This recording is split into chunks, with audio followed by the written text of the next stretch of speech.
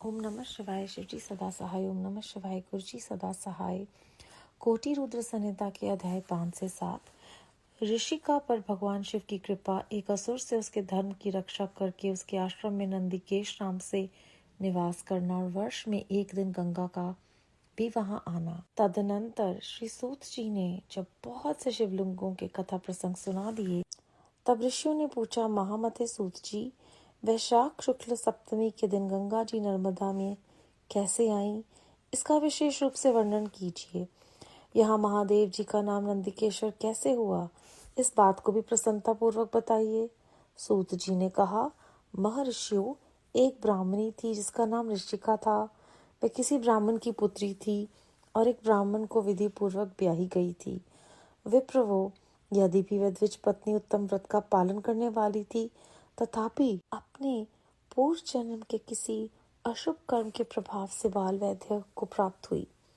तब वे ब्राह्मण पत्नी ब्रह्मचार्य व्रत के पालन में तत्पर हो पार्थिव पूजन पूर्वक अत्यंत कठोर तपस्या करने लगी।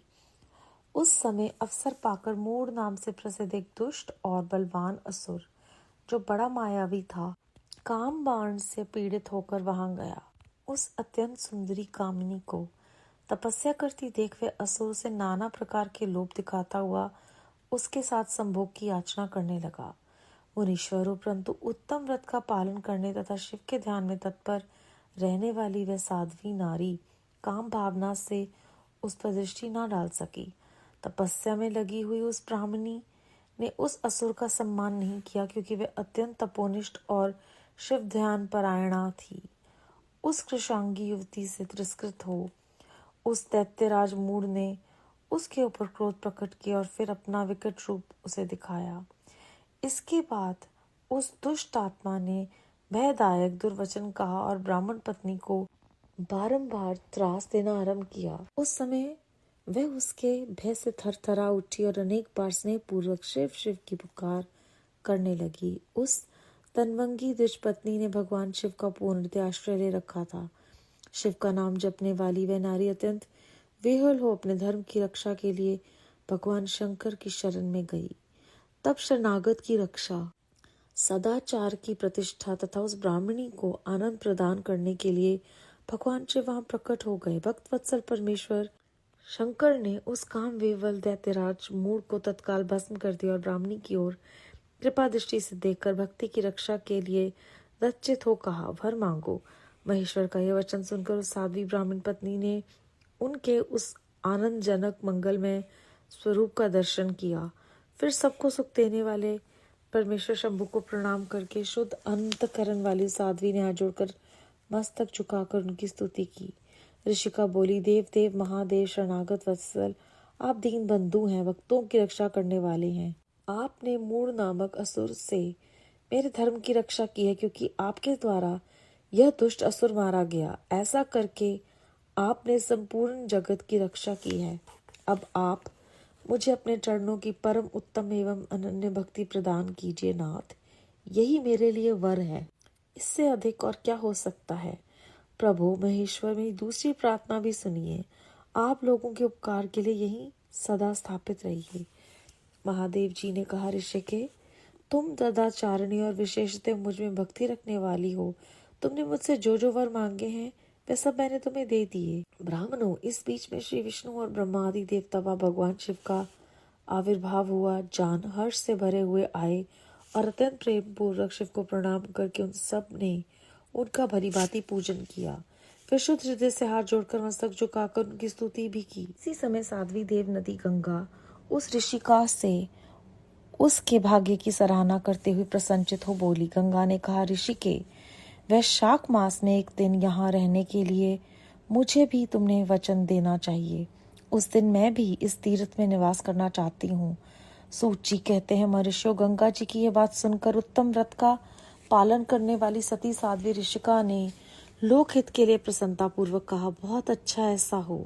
भगवान शिव ऋषिका को आनंद प्रदान करने के लिए अत्यंत प्रसन्न हो उस पार्थिव लिंग में अपने पूर्ण अंश से विलीन हो गए। ये देख सब देवता आनंदित हो शिव तथा ऋषिका की प्रशंसा करने लगे और अपने अपने धाम को चले गए। उस दिन से नर्मदा का वह तीर्थ ऐसा उत्तम और पावन हो गया तथा संपूर्ण पापों का नाश करने वाले शिव वहां नंदिकेश के नाम से विख्यात हुए। गंगा भी प्रतिवर्ष वैशाख मास की सप्तमी के दिन शुभ की इच्छा से अपने उस पाप को धोने के लिए वहां जाती हैं जो मनुष्यों से वे ग्रहण किया करती हैं।